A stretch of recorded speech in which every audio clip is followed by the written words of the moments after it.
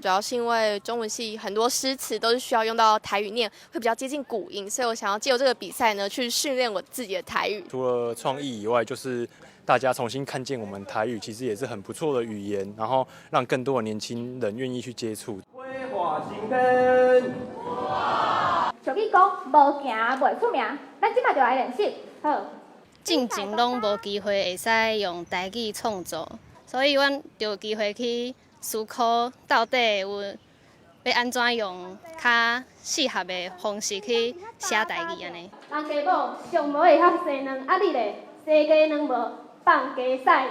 好啊啦，好啊啦。6月挂菜加有心啊，讲甲一刷拼煞无影无食。除了讲我爱讲台语讲到做练凳啊，其实爱伫舞台顶悬表演啊，做一寡手势啊，做一寡表情动作，其实学了足多啊。这个台语就成做你生活当中的一部分，去甲伊保存，去甲伊推广。透过你的歌声，透过你的创作，来了解台语是足水的一款语言。爱像一首歌，记录咱的心情甲心愿，有时痴痴，有时怀疑，人生到底为着啥？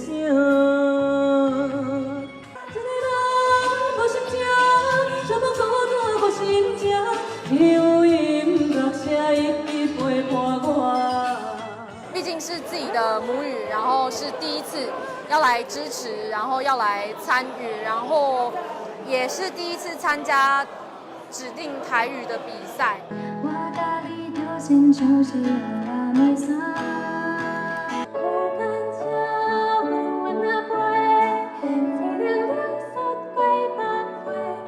人愈来愈远，听无后悔后的悲。我的心内浮沉的话煞无声。我觉得这是一个很难得的机会，然后你可以用台语跟大家一起交流，然后让这个台语可以越来越发扬光大，这样。思念的囝，人生的我祝你，有好。